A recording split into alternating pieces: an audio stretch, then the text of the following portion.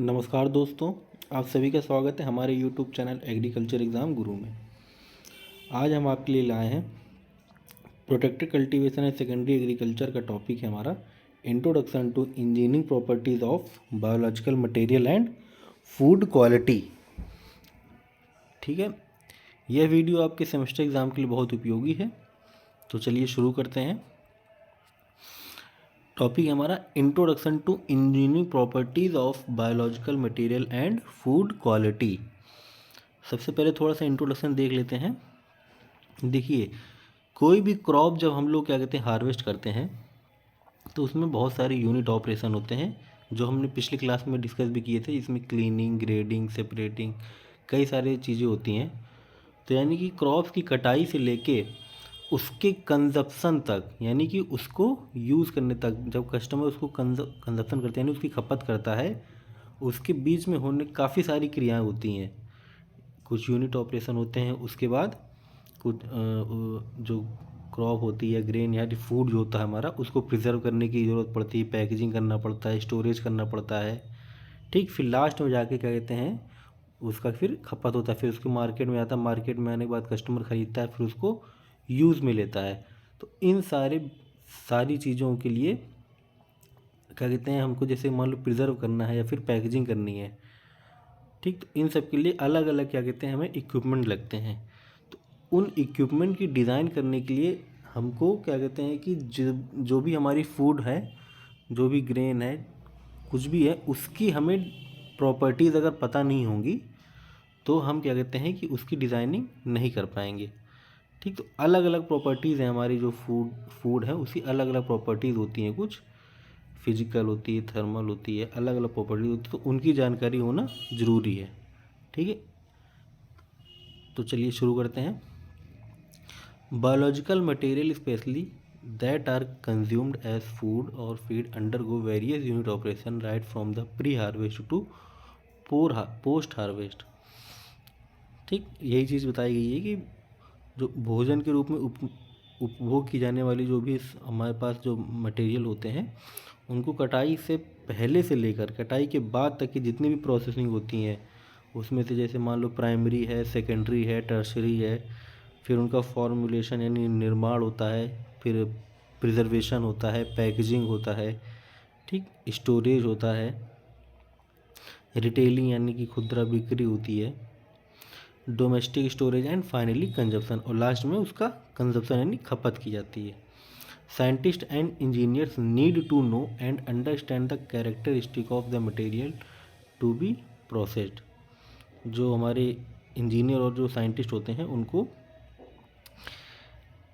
ये उपभोग के जो मतलब जो कंज्यूम्ड जो हमने किया है, ये प्रोसेस्ड जो फूड को प्रोसेस किया है उसको प्रिजर्व करने के लिए, जैसे पैकेजिंग और प्रोसेसिंग और स्टोरेज और विपणन यानी मार्केटिंग के लिए इनको डिज़ाइन और सिलेक्ट करते समय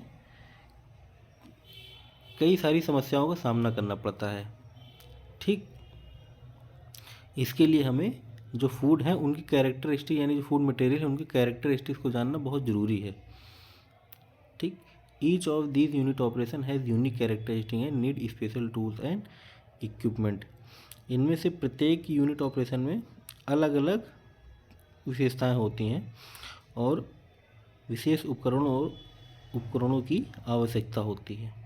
ठीक, need special tools and equipment, अलग अलग टूल्स और इक्विपमेंट की आवश्यकता होती है।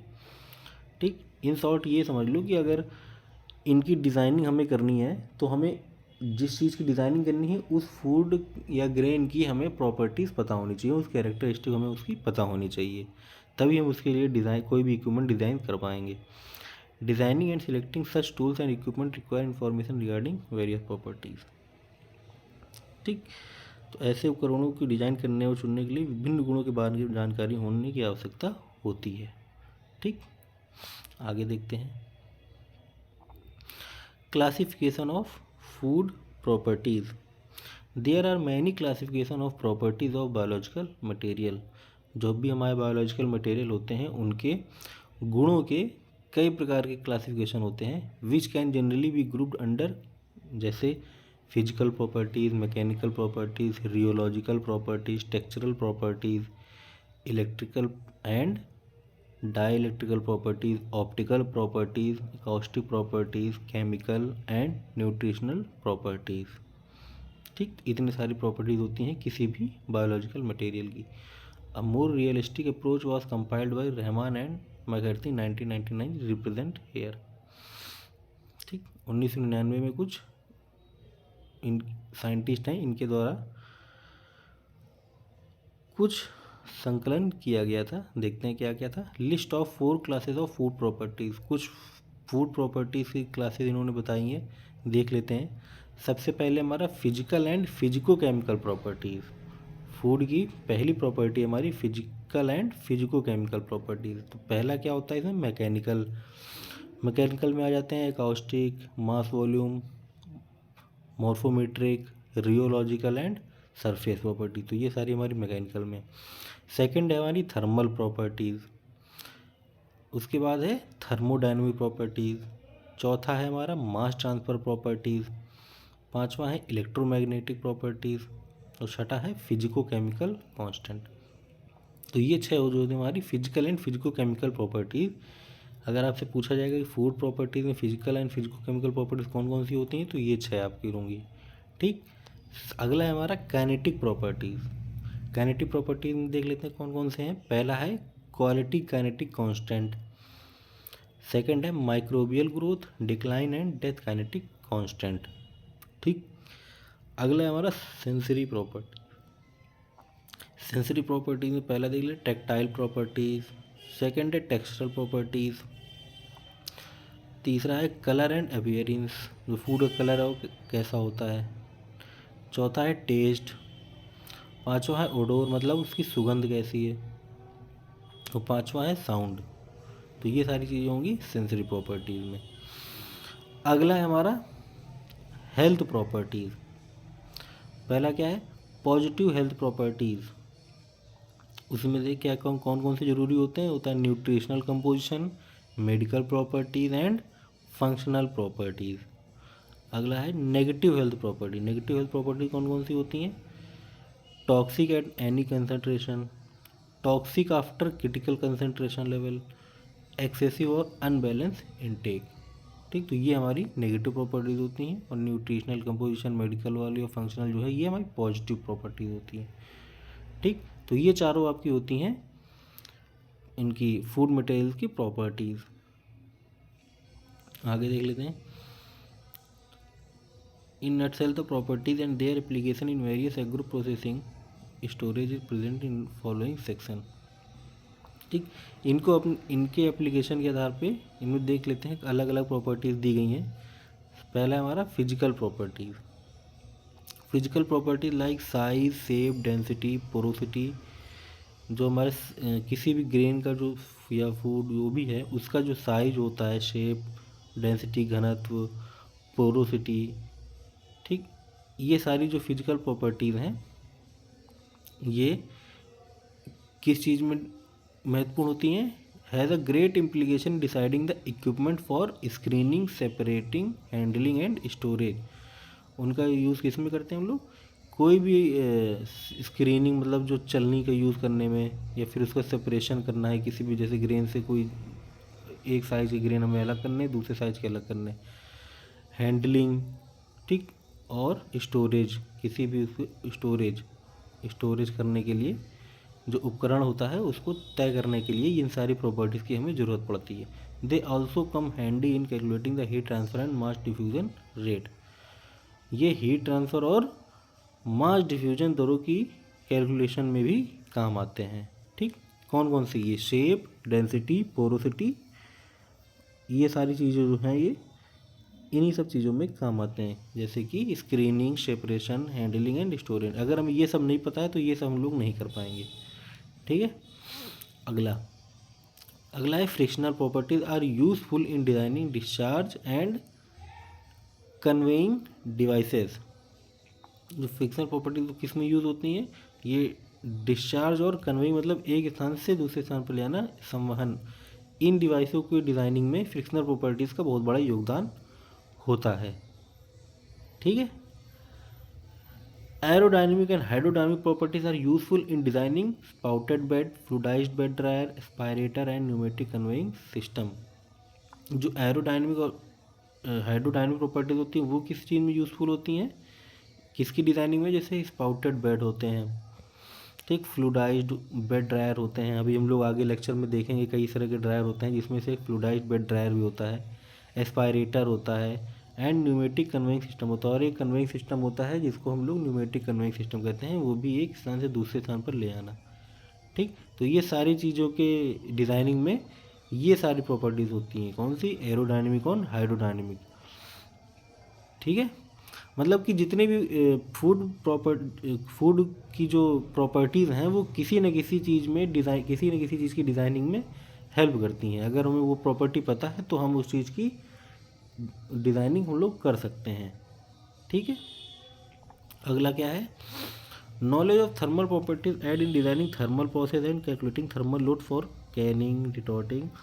अच्छा, थर्मल प्रॉपर्टीज़ की अगर हमें नॉलेज है तो हम लोग क्या डिज़ाइनिंग करने में ईजी पड़ जाएगा, जैसे कि canning, retorting, sterilisation, pasteurisation, blanching, cooking and extrusion process. कोई भी जब फूड प्रोसेसिंग हम लोग करते हैं तो उसमें आगे हम लोग देखेंगे, जब प्रोसेसिंग पढ़ेंगे तो उसमें स्टेरलाइजेशन और पास्चराइजेशन, ब्लांचिंग ये सब करने की ज़रूरत पड़ती है। ठीक, तो इन सब की कैलकुलेशन के लिए हमें थर्मल प्रॉपर्टीज़ की नॉलेज होना बहुत ज़रूरी है। अगर हम लोग थर्मल प्रॉपर्टीज़ नहीं पता है तो हम लोग क्या कहते हैं, ये सब नहीं निकाल पाएंगे, है ना, जिसमें से कुकिंग भी आता है। ठीक है, एक्सट्रूजन प्रोसेस, ये सारी प्रोसेस जो होती हैं ये थर्मल प्रॉपर्टीज़ के द्वारा ही की जाती हैं। अगला हमारा electric and dielectric properties can be useful in designing and controlling thermal processing and moisture content determination. जो हमारी इलेक्ट्रिक और डाई इलेक्ट्रिक प्रॉपर्टीज थी उनका जो उपयोग होता है वो किसकी डिज़ाइनिंग में होता है, designing and controlling thermal processing, उसको थर्मल प्रोसेसिंग को कंट्रोल करने में और मॉइस्चर कंटेंट को निकालने में, मतलब उसके डिटर्मिनेशन में उपयोग किया जा सकता है। ठीक, मतलब फूड में कितना मॉइस्चर कंटेंट है उसको डिटर्मिनेशन उसका निकालने में इसको यूज़ कर सकते हैं। Optical properties are used widely in deciding the quality of food, thus aiding in sorting, grading, contamination detection and food consumption determination। Optical properties का यूज़ कहाँ करते हैं हम लोग, भोजन की गुणवत्ता तय करने में इनका यूज़ किया जाता है, deciding the quality of food, है ना, जिससे उसकी छटाई मतलब ग्रेडिंग, सॉर्टिंग, है ना, और कंटामिनेशन मतलब प्रदूषण, उसमें जो गंदगी है उसका पता लगाने और खाद्य संरचना को निर्धारित करने में हेल्प मिल जाती है। ठीक है, ये होती है ऑप्टिकल प्रॉपर्टी। अगला हमारा rheological properties. Rheological properties give information how the product will behave in different system. Rheological property हमें यह जानकारी देते हैं कि जो प्रोडक्ट है हमारा वो अलग अलग सिस्टम में कैसे व्यवहार करेगा, and how consumer is going to be affected, और कंज्यूमर उससे कैसे प्रभावित होगा। It is useful in designing new product and product constitute. ये नए उत्पाद और उत्पाद घटक को डिज़ाइन करने में, ठीक, its stability and storability at different condition, और विभिन्न स्थितियों में इसकी स्थिरता और स्टोरेज कैपेसिटी में उपयोगी होता है। Since the viscosity is of material is affected by temperature, क्योंकि सामग्री की जो विस्कोसिटी यानी जो हमारा मटेरियल है उसकी जो विस्कोसिटी है वह तापमान और सबसे महत्वपूर्ण रूप से मटेरियल के घटक यानी कंस्टिट्यूट जो होते हैं मटेरियल के उससे प्रभावित होती है। ठीक, it has direct implication on the acceptability, storability and quality of the product. इस उत्पाद की जो एक्सेप्टेबिलिटी है यानी स्वीकार्यता, भंडारण क्षमता और गुणवत्ता पर सीधा प्रभाव डालता है। ठीक है, आगे देखते हैं। तो ये थी हमारी सारी प्रॉपर्टीज़। आगे है food laws and safety regulation are essential to provide consumer food. That is safe to consume and cater the needs of various section. जो कंज्यूमर को मतलब ऐसा भोजन उपलब्ध कराने के लिए कुछ फूड लॉज और सेफ्टी रेगुलेशन आवश्यक हैं जो कंज्यूमर के लिए सुरक्षित हों और विभिन्न वर्गों की ज़रूरतों को पूरा करता हो। ठीक। Allergenicity of some naturally occurring chemical from plant and animal source, host metabolism, microbial contamination, non-biological contamination such as glass, metal pieces, chemical entering into the food chain from various steps of processing also pose great risk to human safety and well-being।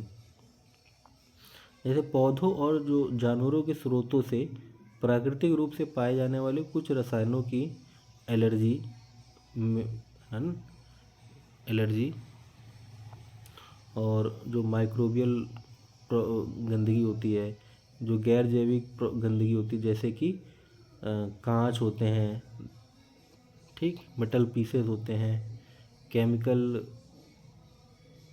Entering है ना, कई सारी चीज़ें होती हैं। इन चरणों से खाद्य श्रृंखला में प्रवेश करने वाले रसायन भी मानव सुरक्षा और कल्याण के लिए बड़ा खतरा पैदा करते हैं। ठीक है, आगे देखते हैं। Sensory descriptive test are among the most sophisticated tools used by sensory scientist and involve the discrimination of both qualitative and quantity sensory components. जो सेंसरी डिस्क्रिप्टिव टेस्ट होता है ये वैज्ञानिकों द्वारा उपयोग किए जाने वाले सबसे परिष्कृत उपकरणों में से एक है। ठीक, और इनमें गुणात्मक और मात्रात्मक दोनों सेंसरी घटकों का भेदभाव और विवरण शामिल है। ठीक, तो ये थे हमारी कुछ इंट्रोडक्शन जो हमारे फूड मटेरियल होते हैं उनकी प्रॉपर्टीज़ होती हैं जिसका यूज़ हम लोग डिज़ाइनिंग के लिए, इक्विपमेंट की डिज़ाइनिंग के लिए हम लोग करते हैं। ठीक, अगली क्लास से हम लोग अलग अलग प्रॉपर्टीज़ देखेंगे जो हमारे सिलेबस में है, फिजिकल प्रॉपर्टीज़, थर्मल प्रॉपर्टीज़ और एरोडायनामिक प्रॉपर्टीज़। ठीक है, आज के लिए इतना ही। अगर वीडियो आपको अच्छे लगे तो लाइक शेयर सब्सक्राइब करना ना भूलें। मिलते हैं नेक्स्ट वीडियो में, तब तक के लिए धन्यवाद।